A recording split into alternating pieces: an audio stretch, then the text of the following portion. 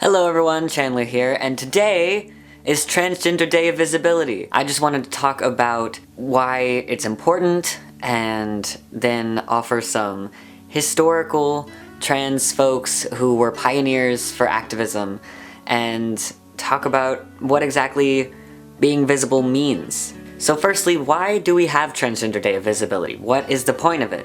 Well, Transgender Day of Visibility was created in response to Transgender Day of Remembrance. Transgender Day of Remembrance is a day about mourning the loss of transgender people who have been murdered as a result of bigotry, hate, and transphobia. And Transgender Day of Visibility is about celebrating our lives and celebrating the freedom to be ourselves and to be open and to be out. So I asked you all on Twitter, what does Transgender Day of Visibility mean to you, and why is it important to you? And here is what you all said. It's important for educational purposes and overall awareness.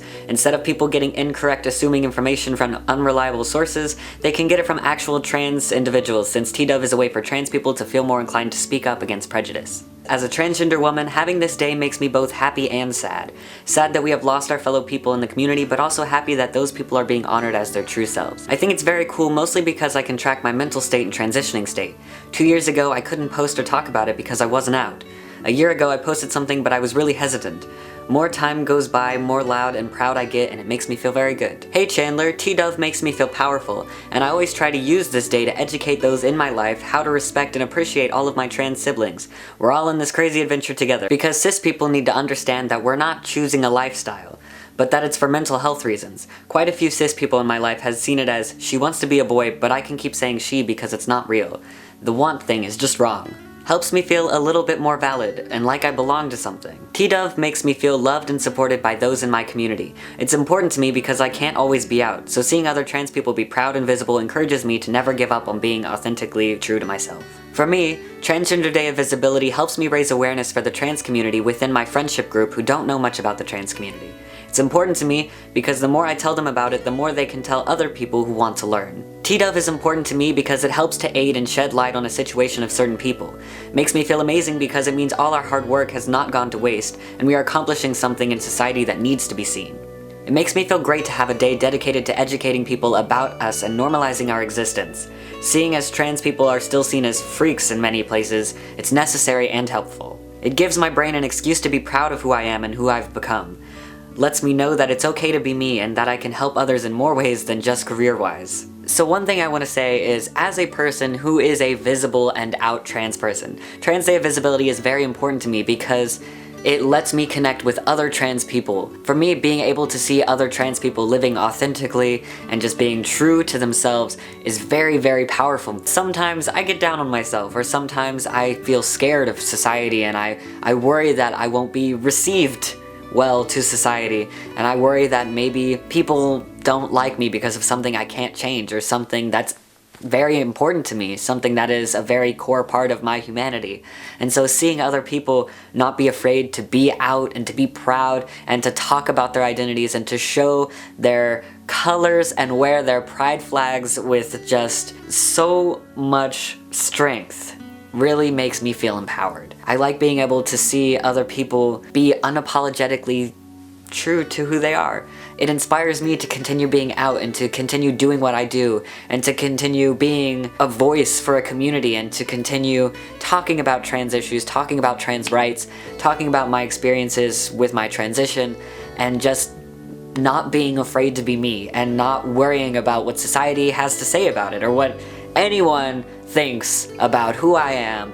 It encourages me to continue feeling stable in myself and to continue feeling confident and strong and not letting someone else's opinions of my existence make me falter in any way or worry that I'm not good enough, because Trans Day of Visibility is really a day to be able to celebrate this part of myself that society tells me that I should be ashamed of, and it lets me feel not alone. So the next thing that I want to do is I want to go through some trans history with you all and show some other activists in the trans community that have been pioneers for this movement and who have helped us get to where we are today, because we're in a space now, thanks to the internet and thanks to media, that we get to essentially create our own spaces, and we get to broadcast our voice in a way that we couldn't before.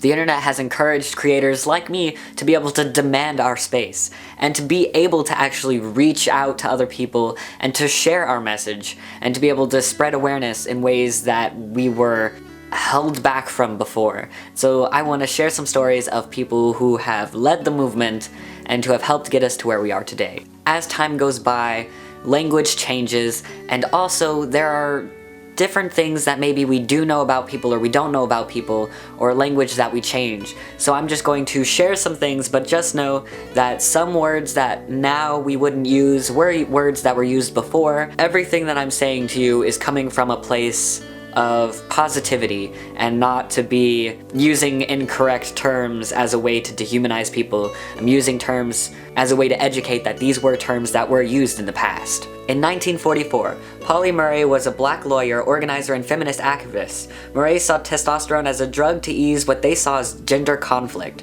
Murray is the first recorded attempt by a black, female-assigned at birth person to acquire testosterone for masculinization. In 1951, Christine Jorgensen was an American trans woman who was the first person to become widely known in the United States for having sex reassignment surgery. She became an instant celebrity, using the platform to advocate for transgender people, and became known for her directness and polished wit. In 1964, Reed Eriksson was a trans man best known for his philanthropy that largely performed almost every aspect of work done in the field of transsexualism in the US and to a lesser degree in other countries. In this year, he launched the Eriksson Educational Foundation, a non-profit philanthropic organization funded and controlled entirely by Eriksson. In 1969, transgender and gender non-conforming people are among those who resisted arrest in a routine bar raid by police on June 28th in Stonewall Inn in New York City's Greenwich Village, thus helping to ignite the modern LGBT rights movement. In 1977, the New York Supreme Court ruled that Renee Richards, a transgender woman who played professional tennis, was eligible to play in the United States Open as a woman. In 1999, the advocate Gwendolyn Ann Smith organized the first Transgender Day of Remembrance to honor the memory of Rita Hester and other transgender people like her who were lost to bigotry and anti-transgender violence. In 2003, Miss Major Griffin-Gracy, often referred to as Miss Major, is a trans woman activist and community leader for transgender rights with a particular focus on women of color. She served as the executive director for the Transgender Gender Variant Intersex Justice Project. In 2014, Blake Brockington was the first openly transgender homecoming king. He gained international attention. In 2017, Andrea Jenkins made history in November by becoming the first openly transgender woman elected to public office in the US. We have come so far. And sometimes I know it is so easy to get caught up in the fact that it feels like we still have so much more to go. But it is so nice to be able to look back on the past and see just how far we've come. So, if you like this video, go ahead and like and subscribe if you're new here. Comment down below what is something that you learned, or who is an LGBTQ activist that you look up to. You can follow me on Twitter, you can follow me on Instagram. I will be asking more questions over there, and I will see you all very soon. Bye!